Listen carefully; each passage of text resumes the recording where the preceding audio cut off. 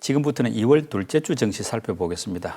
역시 주요 일정들부터 한번 챙겨보시죠. 네, 일단 이제 2월 7일 월요일 날은 이제 중국의 차이신 PMI 지수라고, 중국의 PMI가 두 개 있는데 이건 중소기업 대상으로 생각하시면 좋겠고, 그 다음에 실적 발표가 있는데 SK 바이오사이언스가 실적 발표가 예고돼 있고요. 그 다음에 2월 8일에는 이제 주요한 경제 지표는 없고, 미국의 화이자가 실적 발표가 있고요. 한국에선 카카오페이가 실적 발표가 예고돼 있습니다. 그리고 2월 9일이 좀 일정이 많은데 OECD 경기 선행 지수가 발표가 되고요. 그 다음에 MSCI 분기 리뷰가 발표되고, 대한항공과 아시아나항공에 대한 합병이 이제 그날 결론이 난다고 하더라고요. 그리고 갤럭시 S22 언팩 행사라고 이제 공개가 되는데, 네. 그날 그 10일 날 자정으로 생각하시면 돼요. 이렇게 그 일정이 좀 잡혀 있고, 그리고 이제 2월 10일 날은 미국의 1월 소비자 물가 지수가 발표가 예정이 좀 돼 있고요. 그 다음에 2월 11일에는 미국의 2월 소비 심리 지수가 발표가 되는데, 주요한 뭐 경제 지표는 그렇게 크지 않은데 실적 이슈가 좀 있으니까 참고하시면 좋을 것 같습니다. 2월 둘째 주 증시에서 주목해야 될 뭐 변수나 리스크 같은 게 있다면 어떤 것들일까요? 이번 주 이제 주식시장 관련해 가지고는 가장 중요한 게 결국엔 제가 봤을 때는 OECD 경기 선행 지수 같아요. 왜냐하면 지금 미국도 그렇고 한국도 그렇고 증시가 안 좋았던 게, 뭐 금리야 올릴 수도 있다고 하더라도 물가 때문에 경기가 안 좋은데 올린다고 하니까, 그 가장 바로미터가 경기 선행 지수잖아요. 경기 선행 지수가 꺾이는데 금리를 올린다, 이러니까 시장이 놀란 거죠. 근데 경기 선행 지수가 이 꺾이는 과정에서 이렇게 상승하면 물론 좋지만, 이 하락폭이 좀 완만해지면요 결국엔 돌리거든요, 선행 지수가. 그러면 어느 시점에선 그 뭐 3월이 될지 4월이 될지 모르겠지만 다시 한번 돌리게 되면은 경기에 대한 리스크가 완화될 수도 있는 거거든요. 그래서 이번에 OECD 9일날 발표되는 경기 선행 지수가 하락을 하더라도 그 폭이 좀 제한적인지 그거를 꼭 체크하시면 좋을 것 같고, 그다음에 한국과 관련해서는 그 MSCI 분기 리뷰가 있으니까 그거 관련해 가지고 어떤 기업들이 또 편출입 되거든요. 네. 그래서 한번 체크를 해보시면 좀 좋을 것 같고, 그 다음에 이제 갤럭시 S22도 공개가 되는데, 그게 이제 어떤 사양으로 나오는지 또 어떤 스펙들이 좀 공개가 되는지 한번 체크를 하시면 또 관련된 부품 주들에 대한 어떤 힌트가 또 나올 수도 있는 거니까 체크를 좀 해보시면 좀 좋을 것 같고, 그 다음에 이제 2월 10일 날 발표되는 역시 소비자 물가지수, 아마 이번에도 높을 것 같아요. 우리나라도 지난주에 발표된 소비자 물가지수 보니까 3% 넘었더라고요. 근데 이번에도 좀 미국이 1월 소비자 물가지수가 12월처럼 계속 고공행진을 할지, 아니면 조금이라도 12월보다는 좀 완화될지, 이거에 따라서 또 시장이 아마 급등락할 수도 있어요. 그래서 미국 증시 기준으로 봐서는 2월 10일 날 소비자 물가 지수가 정말 중요한 변수가 좀 되지 않을까. 이게 조금만 완화돼 준다면 2월 증시가 생각보다 좀 괜찮을 수도 있는 거니까 그 부분을 좀 면밀히 체크해야 될 것 같습니다. 올해는 어찌됐건 뭐 긴축이 이제 강화되는 그런 시기인데, 이런 상황에서도 미국 주식 시장이 국내보다 더 강할까 약간 뭐 궁금하기도 하고 의문도 드는데 어떨까요? 좀 조심스럽긴 하지만 올해는 한국이 좀 좋지 않을까, 저는 약간 그렇게 보고 있고, 상대적으로는 그 이유는 이제 물론 이제 여러 가지 이유들을 뭐 우리가 꺼내볼 수 있지만, 싸다는 것도 하나의 원인이 되겠고, 지난 10년간 미국에 비해서 못 이겼잖아요. 네. 증시가 부진했던 것도. 그래서 저평가 메리트가 충분하고, 그다음 뭐 대선 후보들도 얘기를 했던 것처럼 어쨌든 우리나라 소액주주를 위한 정책들이 좀 많이 나올 것 같아요, 예전보다는. 그런 것들이 한국의 주식시장을 좀 재평가하는 요소가 될 수 있을 것 같아서, 또 MSCI 선진 얘기도 나오니까, 그래서 올해는 한국이 좀 유리하지 않을까 일단 이렇게 보고 있고, 다만 이제 미국 주식에 투자를 하신다면, 미국도 뭐 장기적으로 투자하신 분들도 관심 있는 분들이 많이 계시니까 투자를 하신다면, 그냥 우리가 작년처럼 역시 미국이야, 미국은 사놓으면 무조건 올라가, 이거는 이제 아닌 것 같아요. 지금 미국의 기업들도 하루에 20% 폭락하는 기업들이 비일비재하니까, 내가 잘못 투자하면요 정말 내 원금의 20%가 하루 만에 날아가 버리거든요. 그 한국보다 더 어려울 수도 있어요, 오히려. 그래서 정말 분석을 열심히 하셔야 될 것 같고, 그리고 그게 좀 어려우면 가장 좋은 건 그냥 지수에 투자하는 게 제일 좋은 것 같아요, 사실은. 그러니까 미국 기업 투자가 좀 어려운 게, 기업 분석하기가 너무 어렵잖아요. 애플은 알 수 있다 하더라도 솔직히 뭐 펠로톤이라든가 페이팔이라든가 이번에 많이 빠졌는데, 그 기업들에 대해서 내가 만약에 투자를 하더라도 제대로 분석하기가 쉽지는 않거든요, 사실은. 너무 정보 얻기가 어려우니까. 그래서 나는 미국 주식에 투자를 만약에 내가 하고 싶은데 공부하기 좀 어렵다면 차라리 그 지수형 ETF에 적립식으로 투자하는 것도 되게 좋을 것 같고, 그래서 한번 여러분들이 뭐 워런 버핏도 그런 얘기를 했었거든요. 실제 지수에 투자하는 게 오히려 나을 수 있다. 그래서 한번 미국 주식에 투자하는 저는 가장 안전한 방법은 기업보다 차라리 지수형 ETF가 네. 더 좋은 전략이 될 수 있다, 이렇게 생각을 하고 있습니다. 국내 증시 같은 경우는 이제 1월 폭락장에 반대 매매가 많지 않았습니까? 그래서 뭐 고객 예탁금 추이도 좀 궁금하고, 제 의견은 이제 그런 거죠. 네. 그 개인들 매수세가 매수 여력이 좀 많이 약화된 건 아닐까, 이런 우려가 있는데 분위기 어떻습니까? 예, 일단 이제 지금 고객 예탁금은 그래도 여전히 70조 원 정도 유지하고 있고요. 여전히 높은 수준인 거예요. LG 에너지 솔루션 상장 때문에 일부 자금이 들어왔는데 아직까지는 유지가 되고 있더라고요. 그러니까 이게 또 빠져나가면 당연히 이제 수급이 좀 악화되겠지만 현재까지는 변동이 없어요. 오히려 예탁금은 더 늘어났고 신용융자는 좀 하락했습니다.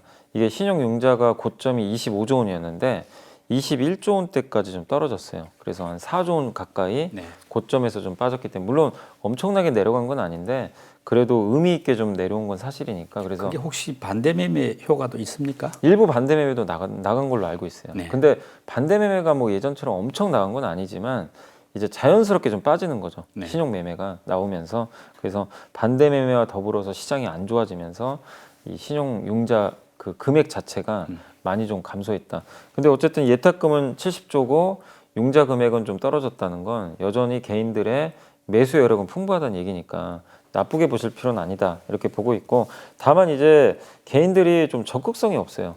지금 거래 대금이 엄청 많이 감소했거든요. 그러니까 돈은 있는데 살려는 의지는 좀 떨어져 있죠, 예전보다는. 왜냐하면 시장이 너무 안 좋다 보니까 기다리겠다, 나는 좀 시장 상황이 호전될 때까지, 이런 분위기다 보니까 적극성이 없어서 70조가 있어도 이 돈을 안 쓰는 거죠. 네. 그냥 가만히 두고 분위기를 좀 보고 있는 것 같아요. 그래서 유동성 자체는 여러분들이 걱정할 필요는 없다. 개인의 유동성은 여전히 풍부한데 다만 지금 이거를 집행은 안 하고 있다, 기다리고 있는 그런 구간이 아닌가, 제가 느낀 거는 좀 그렇게 느끼고 있습니다. 반도체 업황이 예상보다 빠르게 회복된다, 이런 이제 관측이 제기되지 않았습니까? 네. 그러면 반도체 주가가 마음 같아서는 좀 올랐으면 좋은데 삼성전자나 하이닉스 주가는 좀 느리더라고요. 그 이유가 뭔가요? 저도 좀 답답한 게 이제 반도체 업황이나 이제 최근에 실적 발표한 내용만 보면 주가가 올라가야 되는데 네. 결국 이제 어쩔 수 없는 게요. 저는 이제 지금 이 기업들이 못 가는 이유가 뭐가 문제가 있어서라기보다는 한국 증시 자체에 대한 그 평가 절하죠. 어떻게 보면 이제 저평가 요인들. 1월달에 시장도 워낙 안 좋은 데다가 삼성전자는 만약에 외국인 입장에서 한국을 줄여야 돼요. 예를 들면 무조건 삼성전자입니다. 반도체를 떠나서 그냥 팔아버리는 거죠. 그게 컸고 또 LG엔솔 상장하니까 기관들도 다른 걸 줄여야 되잖아요. 그럼 1순위가 당연히 삼성전자거든요. 그러니까 그런 수급적인 변수 때문에 삼성전자 2등이 하이닉스였잖아요. 네. 그러니까 당연히 업황은 좋아도 그런 수급적인 부담이 생기다 보니까 먼저 팔아서 주가가 좀 부진한 게 아닌가. 근데 역으로 생각하면 그런 이슈 때문에 부진했다면, 그 이슈가 끝난다면 오히려 나중에는 탄력적으로 갈 수도 있는 거니까. 그래서 무엇보다 항상 여러분이 투자하실 때 보셔야 될 건 뭐냐면은 수급 이슈가 중요한 게 아니라 우리가 장기 투자할 때는 기본 뼈대잖아요. 펀더멘탈. 이게 계속 우상향하는 방향이냐, 이게 꺾이는 방향이냐, 이걸 봐야 되거든요. 근데 반도체는 메모리든 비메모리든 지금 우상향 방향으로 다 인정을 하고 있고, 특히 이번에 하이닉스가 IR을 했는데 너무 이제 긍정적이었던 게 메모리에서 돈 벌겠다고 선언을 해버렸어요. 메모리에서 무조건 돈 많이 벌겠다. 왜냐, 돈 들어갈 게 많은 것 같더라고요. 특히 인텔의 낸드 사업부를 인수를 하게 되면서 빚을 갚아야 돼요. 인텔 낸드 사업부 한 10조 원 주고 인수했잖아요. 네. 그럼 그거 다 돈 갚아야 되거든요. 그럼 당연히 메모리에서 돈을 벌어야 갚을 수가 있어요. 그래서 예전처럼 그러니까 이런 거죠. 메모리 3사가 이제 딱 상황을 봐서 옛날 같으면 돈을 많이 벌어요. 반도체가 올라가요.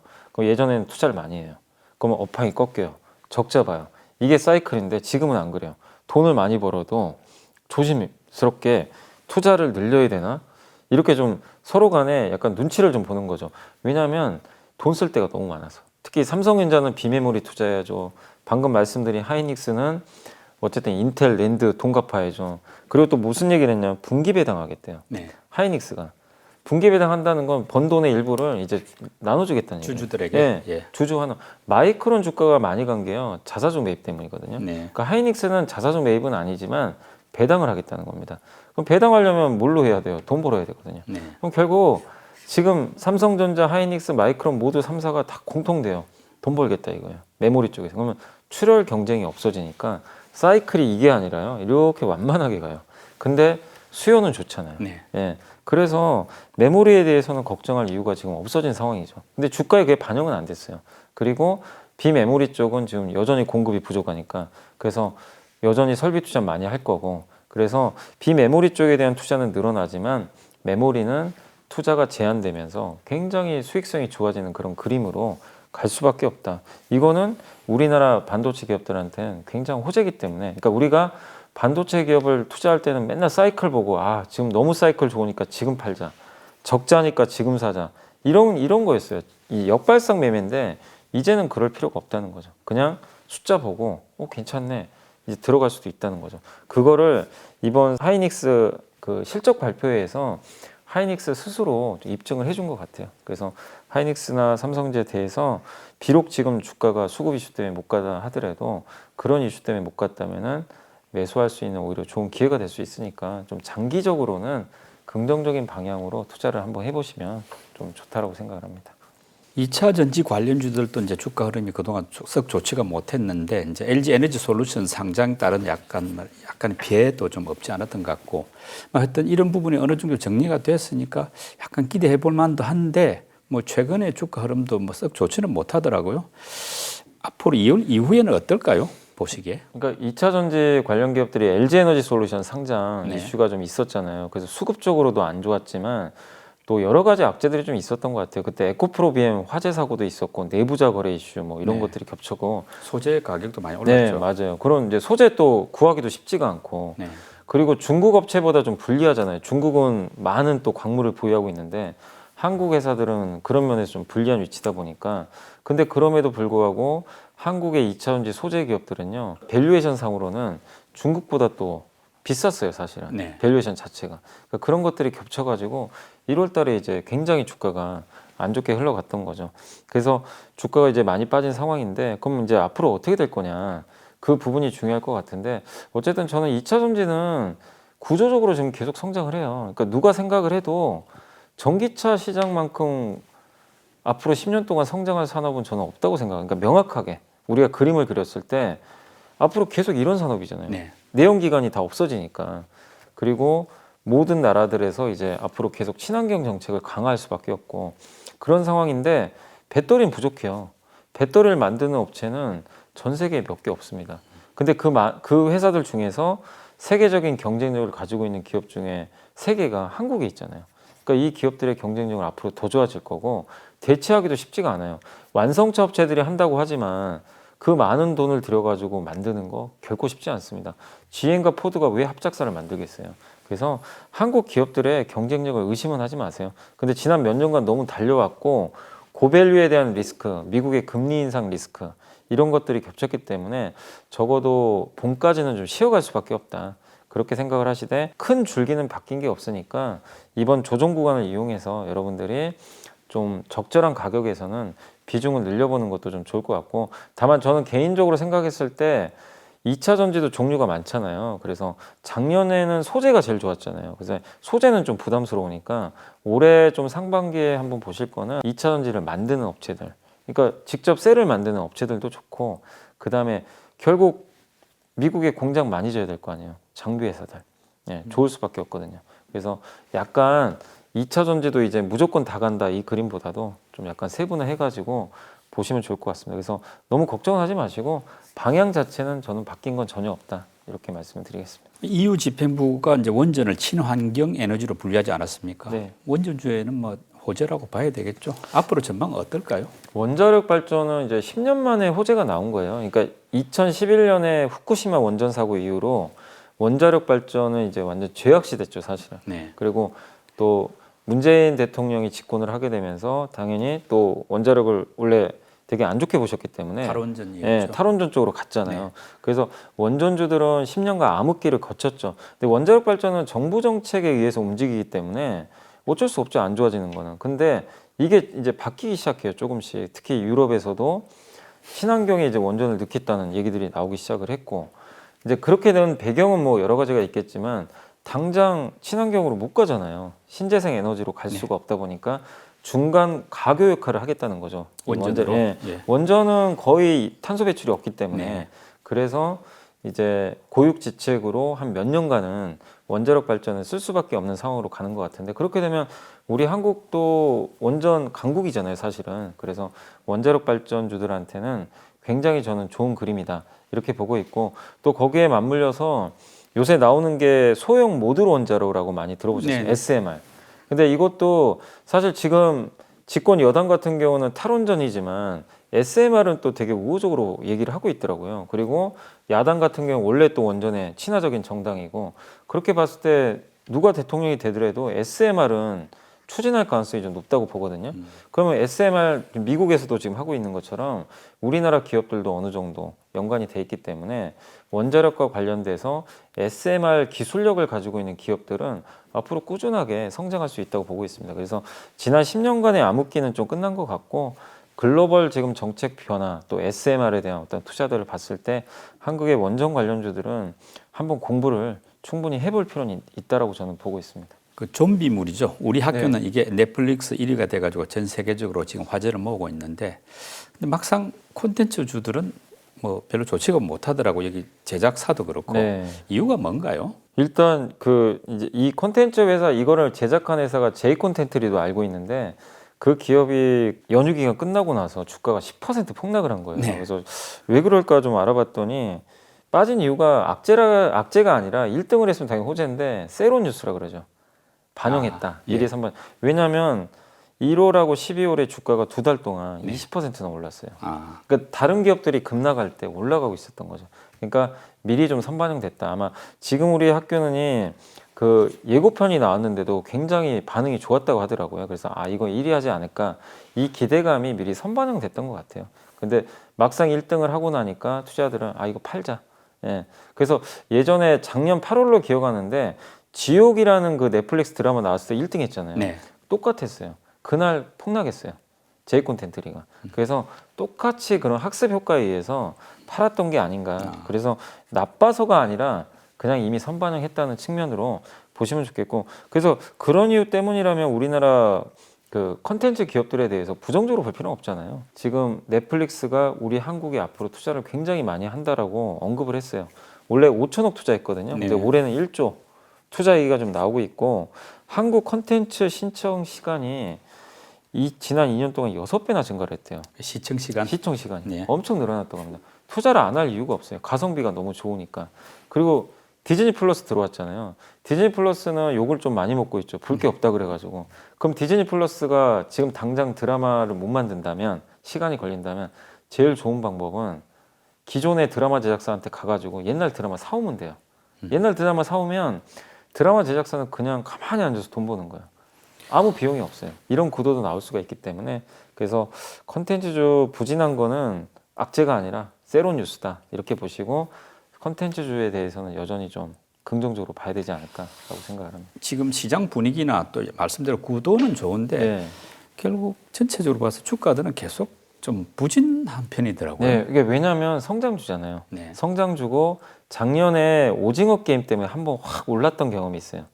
그때 너무 올라가다 보니까 그게 이제 그때 좀 약간 고점을 찍고 주가가 이제 빠지면서 그 약간 이제 매물 소화 과정이 좀 필요한 것 같아요. 네. 그래서 이제부터는 또 말씀드리고 싶은 건 뭐냐면은 잘 또 선별해야 될 것 같아요. 모든 게 다 가는 게 아니라 지금 흑자 내고 있고, 그 다음에 넷플릭스나 디즈니 플러스의 드라마를 판매하거나 제작할 수 있는 그런 역량을 가지고 있는 대형사 위주로 여러분들이 잘 구분을 해서 투자를 하시는 게 지금 좀 바람직하다, 이렇게 말씀을 드리겠습니다. 이제 2월 둘째 주 증시니까 2월 증시도 이제 본격화 되는 셈인데 어떻습니까? 좀 주목해 볼 만한 업종이나 분야가 있다면 어느 쪽일까요? 둘째 주 2월 전체적으로 또 봐도 그렇고 이번 주도 그렇고요. 일단 리오프닝 꼭 봐야 될 것 같아요. 어쨌든 이게 지금 확진자는 늘어나도 중증 환자는 많지는 않거든요. 그러니까 약간 이제 독감처럼 정부에서도 인정할 가능성이 점점 높아질 것 같아요. 그래서 영원히 뭐 사회적 거리두기를 할 수는 없는 거니까. 그리고 이번에 방역 체계도 좀 바뀐 게 자가진단 키트 사용 쪽으로 이제 바뀌고 있잖아요. 그런 부분을 봤을 때는 결국 어느 시점에서는 거리두기가 좀 완화될 가능성이 좀 높다고 생각합니다. 그래서 이미 리오프닝 관련주들이 좀 너무나 안 좋게 오미크론 이슈 때문에 빠졌기 때문에 이제부터는 3월 이후를 좀 대비를 하면서 많이 빠져있는 리오프닝 관련주 관심을 가지시면 좋겠고, 리오프닝 관련주도 아무거나 하지 마시고 해외여행은 지금 가기 솔직히 어렵거든요. 그래서 네. 국내 쪽에서는 이제 편의점이라든가 네. 백화점은 지금 숫자가 실제 나오고 있잖아요.